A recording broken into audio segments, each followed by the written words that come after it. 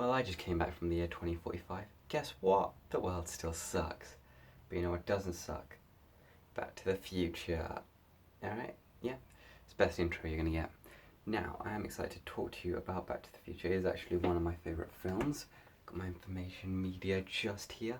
And I'm basically just going to be going over the story of it. And just like in the Clock Orange review, I forgot to say, but there will be spoilers. So this is an old film, so if you haven't seen it by now, what are you doing? But yeah, there will be spoilers in this film. Now, first things first, the reviews. It's got an 8.5 out of 10 from IMDb, 96 from Rotten Tomatoes, and 5 out of 5 from Common Screams Media. It came out December 4th, 1985 in the UK. I believe it was like July something in America. The director was Robert Zemeckis. Hopefully I pronounced that right. And the screenplay was by Robert Zemeckis and Bob Gale as well. And I believe Steven Spielberg was one of the main executive producers on this film as well. Now, the main story is there's a kid named Marty McFly. He lives with his mum and dad and his, I believe, his sister. And essentially, he's not in a lot of wealth. They start to struggle sometimes. And then he hangs out with this scientist called Doc Brown. And basically, Doc Brown invents stuff like machines tinkering with stuff. And one of the things, he makes a time-traveling DeLorean, which is a car, for anyone that didn't know already. But basically he invents that a time-traveling machine, and what it does is they take him back to the year 1955. And basically what happens is they were just going to explore 1955 because Doc Brown needed to do some stuff. But unfortunately, here's what happened. Marty prevented his parents from meeting, so his mum basically told him the story of how his dad met, and that the story was basically his dad fell out of a tree and then saved his mum's life. But he changed the plot, and Marty saved his own mother's life, and his mother felt attracted to him rather than his dad.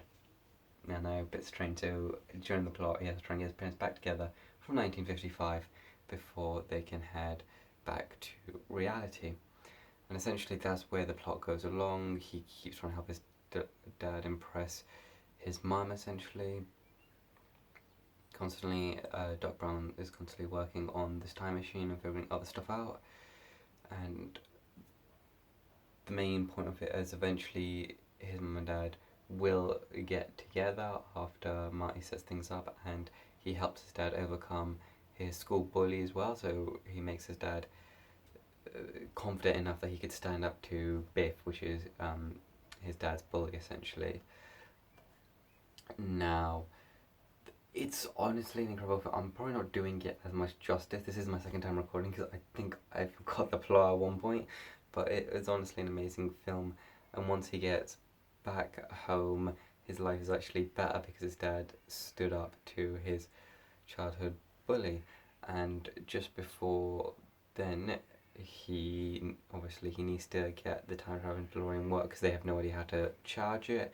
And basically how this works is the car has to travel at 88 miles per hour to go back in time, or forward in time, or wherever you want to go in time. That's the main story element. He has to try and get them together and make this car work at the same time. It's not actually that long of a film, but it is about an hour and a half, hour, 40 minutes, I believe.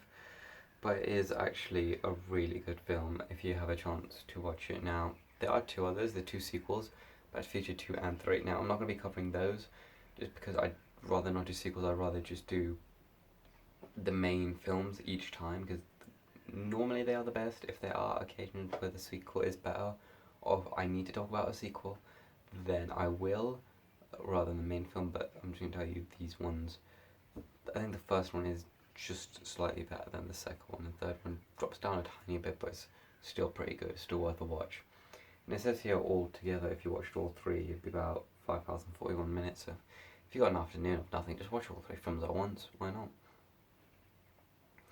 So my star rating for this film, I'm gonna give Back to the Future 9. I can't not give it 9 stars. Like, it's an incredible film. It is like I said, it's in my top 10 favourites. It's an amazing film, so I can't give it anything higher than a 9, or anything lower than a 9, sorry. Like, with these sequels, Back to the Future 2 is probably going to get an 8.9, and Back to the Future 3 will get an 8.5, because I don't think I'll be reviewing those two, but they are still worth a watch if you get a chance, just because they all tie in together each time, and you'll know what I mean if you watch the whole films. And the third one is a nice ending, but it's just not like the first two. The first two are very good. So that's my review for Back to the Future. Hopefully you liked it, and hopefully we look back on this in the year 2045, and if the world still sucks, then I'm correct. Alright, I'll see you guys again next time for another film review, hopefully a newer one. Alright, cool, thanks. Bye.